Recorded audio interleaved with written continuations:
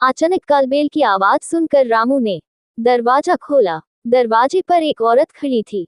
उस औरत ने बताया कि वह आकाश से मिलना चाहती है। औरत को वहीं रोककर रामू आकाश को बताने चला गया। साहब, दरवाजे पर एक औरत खड़ी है जो आपसे मिलना चाहती है। रामू ने आकाश से कहा। कौन है? आकाश ने पूछा। मैं नहीं जानता साहब, लेकिन देखने में भोली लगती है, रामू ने जवाब दिया। बुला लो उसे, देखें किस काम से आए हैं, आकाश ने कहा। रामू उस औरत को अंदर बुला लाया। आकाश उसे देखते ही हैरत से बोला, अरे सविता, तुम हो? कहो, कैसे आना हुआ? आओ बैठो। सविता सोफे पर बैठते हुए बोली, बहुत मुश्किल से तुम्हें ढूंढ पाई हूँ। एक तुम हो जो इतने दिनों से इस शहर में हो, पर मेरी याद नहीं आई। तुमने कहा था कि जब पटना आओगे तो मुझसे मिलोगे, मगर तुम तो बड़े साहब हो, इन सब बातों के लिए तुम्हारे पास फुर्सत ही कहाँ है। सविता, ऐसी बात नहीं है। दरअसल मैं हाल ही में पटना आया हूँ। ऑफिस के काम से फुर्सत ही नहीं मिलती। अभी तक तो मैंने इस शहर को ठीक से देखा भी नहीं है।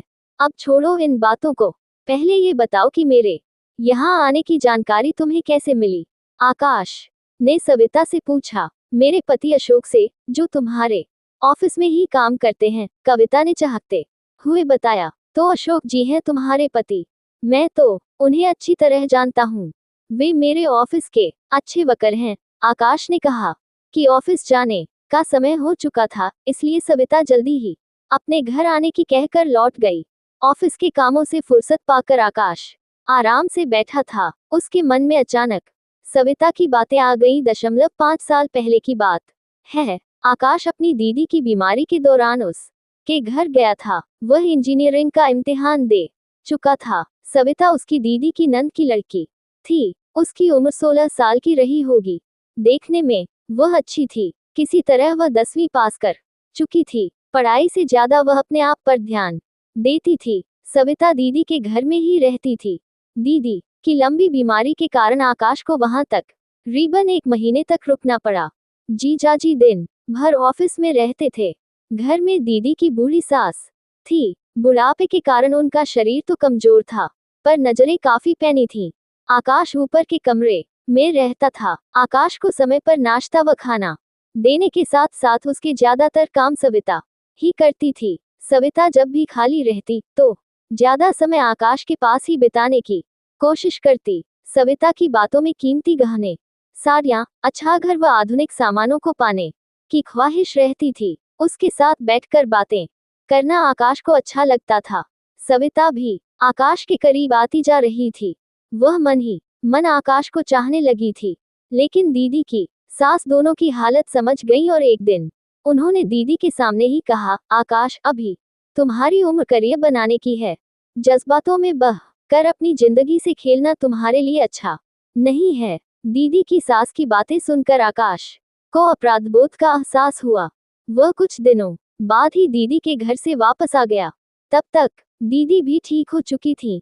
1 साल बाद आकाश अफसर बन गया। इस बीच सविता की शादी तय हो गई थी। जीजाजी शादी का बुलावा देने घर आए थे। लौटते समय वे शादी के कामों में हाथ बटाने के लिए आकाश को साथ लेते गए।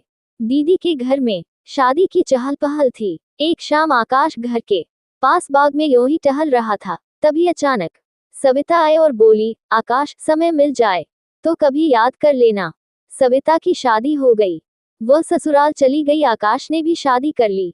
आज सविता आकाश के घर आई तो आकाश ने भी कभी सविता के घर जाने का इरादा कर लिया, पर ऑफिस के कामों में बिजी रहने के कारण वह चाहकर भी सविता के घर नहीं जा सका। मगर सविता आकाश के घर अब रोज जाने लगी। कभी कभी सविता आकाश के साथ उसके लिए शॉपिंग करने स्टोर में चली जाती।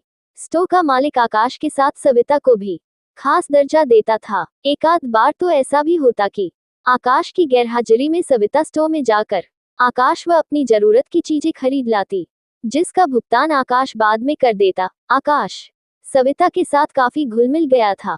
सविता आकाश को खाली समय का एहसास नहीं होने देती थी। एक दिन सविता आकाश को साथ लेकर साड़ी की दुकान पर गई। आकाश की पसंद से उसने 3 साड़ियां पैक कराईं। काउंटर पर आकर साड़ी का बिल लेकर आकाश को देती हुई चुपके से बोली, अभी तुम भुगतान कर दो, बाद में मैं तुम्हें दे दूंगी। आकाश ने बिल का भुगतान कर दिया और सविता के साथ आकर गाड़ी में बैठ गया। गाड़ी थोड़ी दूर ही चली थी कि सविता ने कहा, जानते हो आकाश, अशोक जी के चाचा की लड़की की शादी है।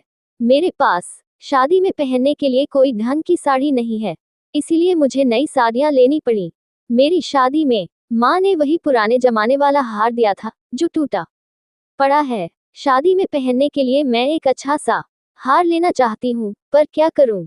पैसे की इतनी तंगी है कि चाहकर भी मैं कुछ नहीं कर पाती हूँ। मैं चाहती थी कि तुमसे पैसा उधार लेकर एक हार ले लूं, बाद में मैं तुम्हें पैसा लौटा दूंगी। आकाश चुपचाप सविता की बातें सुनता हुआ गाड़ी चलाए जा रहा था। उसे चुप देखकर सविता ने पूछा, आकाश, तो क्या तुम चल रहे हो ज्वेलरी की दुकान में? तुम कहती हो तो चलते हैं, न चाहते हुए भी आकाश ने कहा। सविता ने ज्वेलरी की दुकान में 12,000 का हार पसंद किया। आकाश ने हार की कीमत का चेक काट कर दुकानदार को दे दिया। फिर दोनों वापस आ गए। आकाश को सविता के साथ समय बिताने में एक अनोखा मजा मिलता था। आज शाम को उसने रोटरी क्लब जाने का मूड बनाया। वह जाने की तैयारी कर ही रहा था, तभी सविता आ गई। सविता काफी सजी संवरी थी। उसने साड़ी से मैच करता हुआ ब्लाउज पहन रखा था। उसने अपने लंबे बालों को काफी सलीके से सजाया था। उसके होठों की लिप स्टिक व माथे पर लगी बिंदी ने उसके रूप को काफी निखार दिया था। देखने से लगता था कि सविता ने सजने में काफी समय लगाया था। उसके आते ही परफ्यूम की खुशबू ने आकाश को मदहोश कर दिया। वह कुछ पलों तक ठगा सा उसे देखता रहा। तभी सविता ने आकाश को फिल्म के 2 टिकट देते हुए कहा, आकाश, तुम्हें आज मेरे साथ फिल्म देखने चलना होगा। इसमें कोई बहाना नहीं चलेगा। आकाश सविता की बात को टाल न सका और वह सविता के साथ फिल्म देखने चला गया। फिल्म देखते हुए बीच बीच में सविता आकाश से सट जाती, जिससे उसके उभरे अंग आकाश को छूने लगते। फिल्म खत्म होने के बाद सविता ने होटल में चलकर खाना खाने की इच्छा जाहिर की। आकाश मान गया। खाना खाकर होटल से निकलते समय रात के 1:30 बज रहे थे। आकाश ने सविता को उसके घर छोड़ने की बात कही तो सविता ने उसे बताया कि चाची की लड़की का तिलक आया है, उसमें अशोक भी गए हैं। वह घर में अकेली ही रहेगी। रात काफी हो चुकी है, इतनी रात को गाड़ी से घर जाना ठीक नहीं है। आज रात वह उसके घर पर ही रहेगी। आकाश सविता को साथ लिए अपने घर आ गया। वह उसके लिए अपना बेडरूम खाली कर खुद ड्राइंग रूम में सोने चला गया। वह काफी थका हुआ था, इसलिए दीवान पर लुढ़कते ही उसे गहरी नींद आ गई। रात गहरी हो चुकी थी। अचानक आकाश को अपने ऊपर बोझ का एहसास हुआ। उसकी नाक में परफ्यूम की खुशबू भर गई। वह हड़बड़ा कर उठ बैठा। उसने देखा कि सविता उसके ऊपर झुकी हुई थी। उसने सविता को हटाया तो वह उस के बगल में बैठ गई। आकाश ने देखा कि सविता की आंखों में अजीब सी प्यास थी। मामला समझकर आकाश दीवान से उठकर खड़ा हो गया। बेचैनी की हालत में सविता अपनी दोनों बाहें फैला कर बोली, सालों बाद मैंने यह मौका पाया है। आकाश, मुझे निराश न करो। लेकिन आकाश ने सविता को लताड़ते हुए कहा, लानत है तुम पर। सविता, औरत तो हमेशा पति के प्रति वफादार रहती है और तुम हो जो अपने पति को धोखा देने पर तुली हुई हो। तुमने कैसे समझ लिया कि मेरा चरित्र तिनके का बना है जो हवा के झोंके से उड़ जाएगा? तुम्हें पता होना चाहिए कि मेरा शरीर मेरी बीवी की अमानत है। इस पर केवल उसी का हक बनता है। मैं इसे तुम्हें देकर उसके साथ धोखा नहीं करूंगा। सविता, होश में आओ।